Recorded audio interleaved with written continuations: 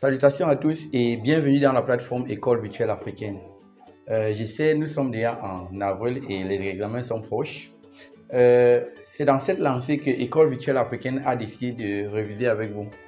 Pour cela, à partir des jours à venir, vous aurez une vidéo chaque jour. Et dans ces vidéos, nous allons décrire ou traiter des exercices particuliers. Donc, nous allons travailler dans le programme de terminale, de première et troisième. Donc, tout de suite, nous allons directement démarrer avec le cours. Nous sommes au tableau et nous avons un exercice de base de données, essentiellement vu dans la classe de terminale. Ça veut dire quoi? Généralement, on donne une petite table et on pose des questions par rapport à cette table. Donc, nous avons une base de données, l'extrait. Donc, on va appeler la table élève. Donc, le nom de la table, c'est élève. Donc, nous avons un extrait d'une base de données. La table s'appelle élève. Et voilà, en réalité, quelques enregistrements de cette table.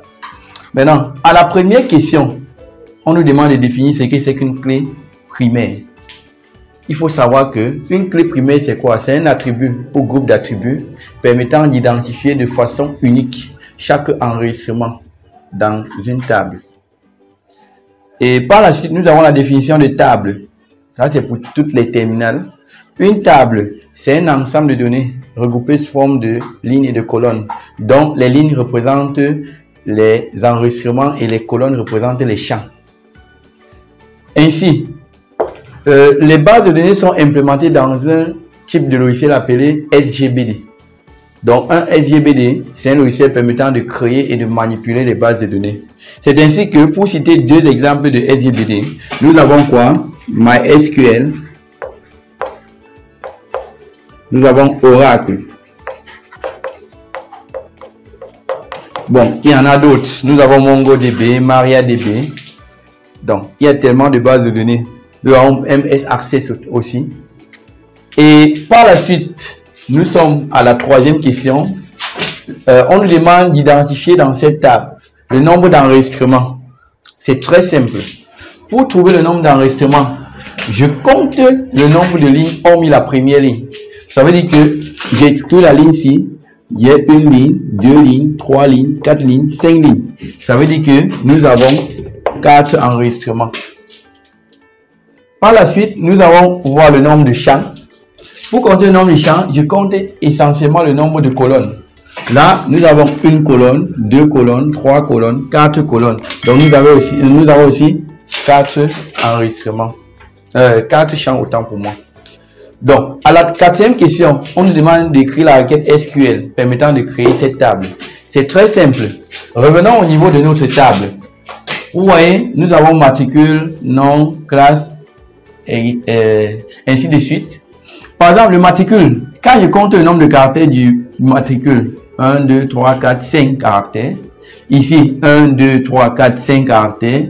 Partout, nous avons 5 caractères. Ça veut dire que le type de données utilisé pour le matricule, c'est ce qu'on appelle un char. Par la suite, nous avons quoi? Le nom. Et au niveau du nom, je vois ici par exemple Zia, 1, 2, 3 caractères. Je vois Bessala, 1, 2, 3, 4, 5, 6, 7 caractères. Nous avons 7 caractères et 3 caractères. Lorsque le nombre de caractères varie déjà, on utilise ce qu'on appelle un varchar. Et là aussi, le nombre de caractères varie. Nous avons un terminal A4, 1, 2, 3, 4, 5 caractères. BA4, 1, 2, 3 caractères. Quand ça varie déjà, c'est aussi un varchar.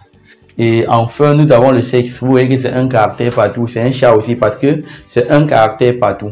Donc, c'est très simple. On va dire quoi? Create table. Le nom de la table, c'est élève. Maintenant, on ouvre la parenthèse. Le premier champ, c'est quoi? C'est matricule.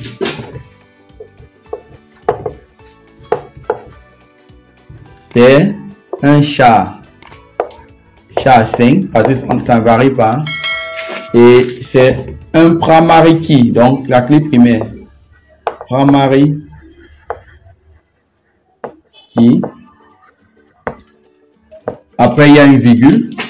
Deuxième champ, c'est nom. c'est un var char. Bon, maintenant le nombre de caractères. Je regarde par exemple 1, 2, 3, 4, 5, 6, 7, 8. Je pense à ton phare là, c'est le plus long, non? Donc c'est 8 caractères. Ça veut dire que ici, entre parenthèses, je vais mettre un nombre supérieur ou égal à 8. Donc mettons même 14. Là, tout dépend de moi, parce que c'est moi le concepteur de base de données. Par la suite, nous avons la classe. La classe aussi, c'est un var char. C'est un var char.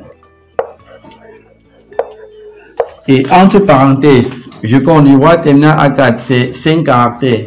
Je prends les autres, c'est moins de 5 caractères.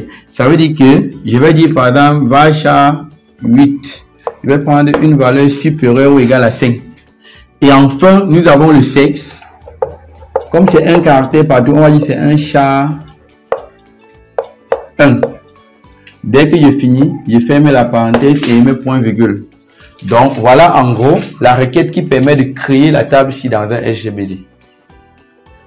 Enfin, nous avons la dernière question, on dit écrire la requête SQL. Bon, ou la requête qui supprime l'élève via. La seule chose qu'elle va retenir, c'est quoi? C'est son matricule, puisqu'on a dit que le matricule, c'est la clé primaire. Donc, ça identifie de façon unique chaque enregistrement. Ça veut dire que pour supprimer, par exemple, un champ, c'est delete. Pas un champ. Pour supprimer un enregistrement, c'est delete. Maintenant, on va dire from. On met le nom de la table. Donc, from élève. La condition maintenant, c'est quoi? Where matricule égale. Ici, on va mettre quoi? CP. Je pense que c'est 005. Donc, là, je mets point virgule à la fin. Il faut toujours finir par un point virgule. Donc, voilà en gros comment il fallait répondre à toutes ces questions. Ça, c'est un petit exercice sur les SGBD ou sur les bases de données. Et si cette vidéo vous a plu, n'hésitez pas de poser vos questions en commentaire. Et s'il y a des notions qui vous dérangent dans le cours, essayez de mettre ça en commentaire. On verra comment monter des vidéos pour expliquer cela. Merci et on se voit à la prochaine vidéo.